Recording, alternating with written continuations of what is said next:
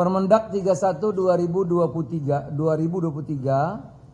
merupakan penyempurnaan Permendak 50 tahun 2022 tentang perizinan berusaha, ya, periklanan, pembinaan dan pengawasan pelaku usaha dalam perdagangan melalui sistem elektronik, yang merupakan amanat Presiden kepada Menteri Perdagangan dan Menteri Koperasi UMKM untuk meningkatkan perlindungan terhadap UMKM, konsumen serta pelaku usaha di dalam negeri. Jadi selama ini kan perkembangan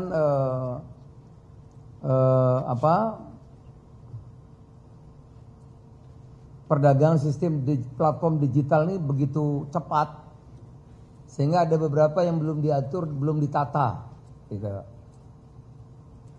Nah ini kita tata, kita atur. Kalau ada beberapa negara lain kan melarang, kita tidak. Kita mengatur agar bukan persaingan bebas, tetapi persaingan yang fair dan adil. Bukan bebas, tapi fair dan adil. Itu anunya, titik garis besar, garis tebalnya. Revisi Permendak 50 2020 dilatar belakangi oleh ada beberapa isu penting. Ada peredaran barang di platform perdagangan melalui sistem elektronik. Masih banyak yang belum memenuhi standar baik SNI maupun standar lainnya. Misalnya kalau offline itu, kalau beauty harus ada POM-nya, harus ada SNI-nya. Kalau makanan harus ada izin halalnya dan lainnya. Yang lainnya tidak, tentu ini enggak fair, ya. Satu diberlakukan, satu tidak, gitu. Ada juga persaingan yang kurang adil, kurang fair, soal harga dan lain-lain, ya.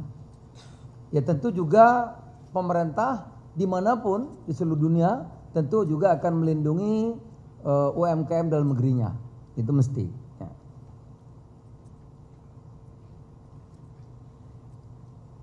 Kesetaraan dalam persaingan usaha.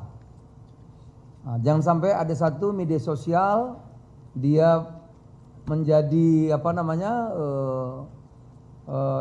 e-commerce juga, transaksi juga, jadi toko juga, gitu. Seperti perbankan juga, semua dikuasai oleh satu. Dan ada, jangan lupa ada namanya perlindungan terhadap data pribadi, ya. Saya diskusi dengan Menteri Perdagangan Amerika. Itu sangat dilindungi mengenai kerahasiaan data pribadi. Oleh karena itu kalau kita punya data, tidak boleh semua dipergunakan untuk apapun, nggak bisa. Nah ini juga kita mengatur itu. Berkembangnya model bisnis perdagangan melalui sistem elektronik yang berpotensi tentu mengganggu ekosistem perdagangan melalui sistem elektronik dengan memanfaatkan data atau yang proses media sosial tadi yang saya sampaikan, ya. Tujuan penyusunan revisi Permendak 50 2020 ini, revisi menjadi Permendak 31 2023, menciptakan ekosistem e-commerce yang adil, sehat, ya, bermanfaat dengan memperhatikan perkembangan teknologi yang dinamis. Di Tiongkok saja, ya, perdagangan offline itu tidak terganggu dengan adanya platform digital, nggak terganggu. Justru dia mengembangkan pasar baru, yang baru, hampir 50% sekarang. Data-datanya kemarin dipaparin oleh teman-teman waktu kita ke sidang kabinet, itu tidak mematikan usaha offline-nya yang lain. Justru saling mendukung itu. Jadi tidak jadi win-win.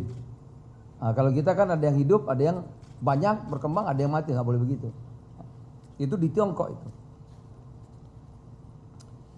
Mendukung pemberdayaan UMKM serta pelaku usaha perdagangan melalui sistem elektronik dalam negeri, meningkatkan perlindungan konsumen, penting sekali. Barang yang dibeli itu, kalau elektronik harus ada SNI-nya, kalau makanan tentu harus ada sertifikatnya, kalau beauty juga harus ada izinnya, jangan sampai nanti udah dipakai orang mukanya botol totol gitu atau terus tumbuh jerawat, siapa yang jamin? Itu kira-kira. Pengaturan utama, yang pertama mendefinisikan berbagai model bisnis penyelenggaraan perdagangan melalui sistem elektronik, mulai dari marketplace hingga social commerce. Nah, dengan demikian pembinaan pengawasan terhadap perdagangan melalui sistem elektronik dapat dilakukan dengan optimal, termasuk terkait pemenuhan kewajiban baik perizinan, perpajakan, ketentuan perdagangan lainnya. Kalau kemarin nggak diatur, ini ditata. Ya. Pengaturan mengenai social commerce, yaitu penyelenggara media sosial yang menyediakan fitur, menu atau pasal tertentu yang memungkinkan pedagang dapat memasang penawaran barang atau jasa. Nah, jadi social commerce dia boleh iklan nantinya, tapi sosial media harus terpisah. Dia nggak boleh memakai ini sekaligus penggabungan sosial media menjadi social commerce, nggak bisa. Harus pisah, betul-betul terpisah. Tidak boleh mempergunakan data orang ini untuk dagangan, nggak boleh. Dan social commerce dia boleh iklan seperti TV. Nah, TV itu dia iklan boleh, promosi boleh, silahkan. Tapi tidak boleh transaksional. Nggak boleh buka toko, nggak boleh buka warung, nggak boleh jualan langsung. Kredit apa nggak boleh di situ. Ya, promosi boleh. Seperti media TV. Ya, artinya tidak diperkenankan transaksi pembayaran pada sistem elektroniknya dan hanya dapat melakukan penawaran atau promosi barang dan jasa. Jadi transaksional langsung nggak bisa. Tidak diizinkan dalam Permendak, diatur Permendak 31 tahun 2023 ini. Dalam menjaga persaingan yang sehat, penyelenggara PMSE ini, ya, termasuk social commerce, diwajibkan untuk memastikan tidak adanya keterhubungan atau interkoneksi antara sistem elektronik yang digunakan sebagai sarana PMSE dengan sistem elektronik yang digunakan di luar sarana PMSE. Jadi saudara pun yang sekarang e-commerce Anda bisa jadi media sosial kan? Ini dipisah, satu yang berbeda.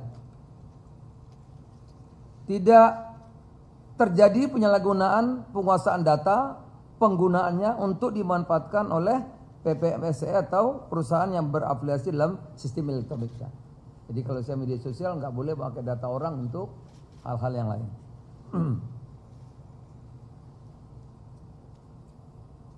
Yang berikutnya, penetapan harga minimum sebesar $100 per transaksi. Ya. Barang asal luar negeri.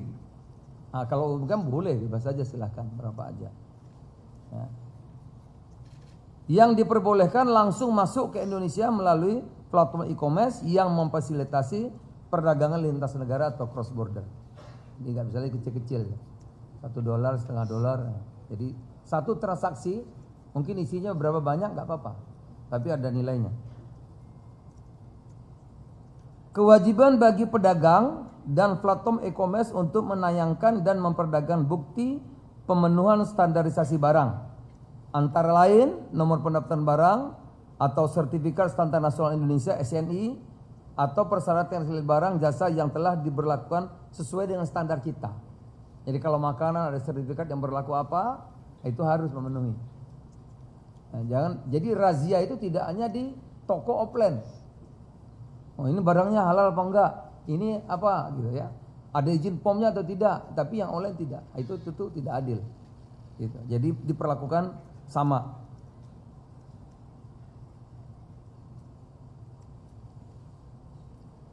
Ada hal yang sudah. Nomor registrasi barang, keamanan, keselamatan, kesehatan. Ada juga yang menyangkut climate, lingkungan mungkin. Lingkungan hidup seperti barang-barang furniture gitu. Nomor izin, nomor registrasi, nomor sertifikat produk kosmetik, obat-obatan, makanan sesuai dengan ketentuan perundang-undangan yang berlaku. Begitu juga yang lain negeri harus mendapat persetujuan dulu. Kalau beauty harus ada POM-nya. Nggak bisa langsung jualan merek apapun di sini, nggak bisa dong. Kita kan negara berdaulat gitu. Nggak bisa. Ya, jual kosmetik dari mana-mana datang seenaknya ya nggak bisa. Harus melalui kita aja mau ngirim buah tropis, bodoh. Syaratnya minta ampun panjang sampai sekarang nggak berhasil. Mau ngirim mangga ke Jepang sampai hari ini nggak bisa. Persyaratannya ketat sekali sampai hari ini. Nah, jadi teman-teman biar tahu juga. Mau ngirim salak ke Tiongkok sulitnya minta ampun. Gitu. Oh kita kok nggak diatur terus apa? Ini kita atur, kita tata.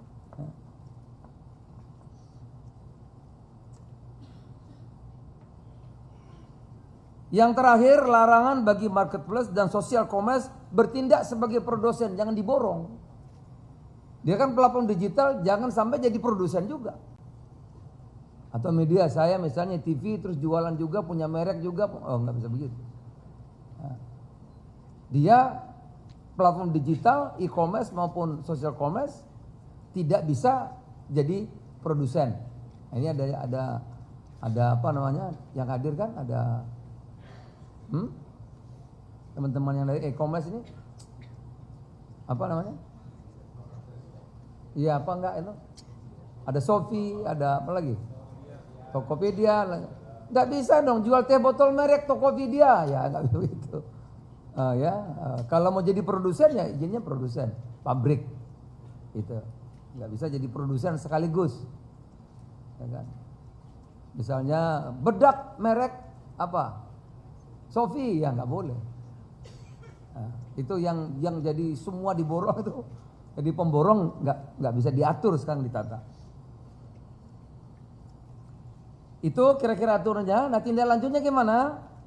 Hari ini termasuk bagian dari sosialisasi informasi kepada seluruh pemangku kepentingan untuk memberikan pemahaman atas berbagai ketentuan yang diatur dalam Permendak 31 2023. Pengawasan terhadap sistem elektronik secara terpadu melalui tim pengawas cyber yang beranggotakan berbagai kementerian lembaga, Kemendek, Kemenku, Kemenpo, Kemenkop, UMKM, Kemenprin, BPOM dan lain-lain. Ada satgasnya nanti.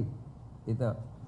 Pembinaan pelaku usaha sebagai upaya peningkatan daya saing produk dalam negeri dan peningkatan kapasitas pelaku UMKM melalui kegiatan promosi event online maupun online, pelatihan bagi pelaku UMKM secara sinergi bersama seluruh pihak terkait.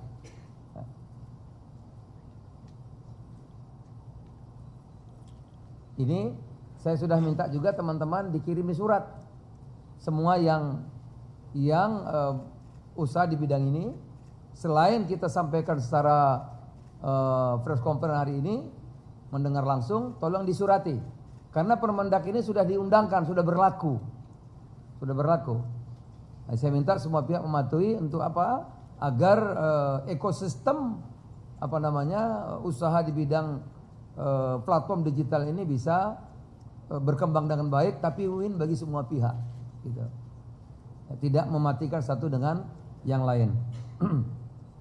Nah tentu kalau setelah disurati diberikan informasi seperti ini, sosialisasi yang minggu depan saya kira udah beres. Kalau masih melakukan tentu ada tahapan-tahapan. Pertama tentu akan diperingatkan.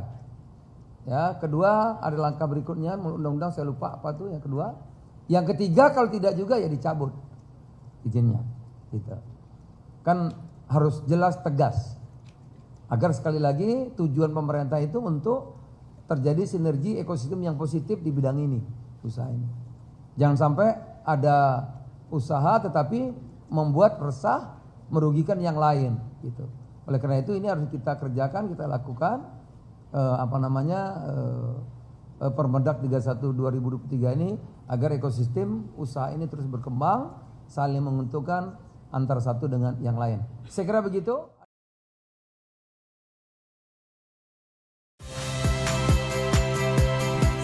Rizka Clarissa. Saksikan program-program Kompas TV melalui siaran digital, pay TV, dan media streaming lainnya. Kompas TV, independen, terpercaya.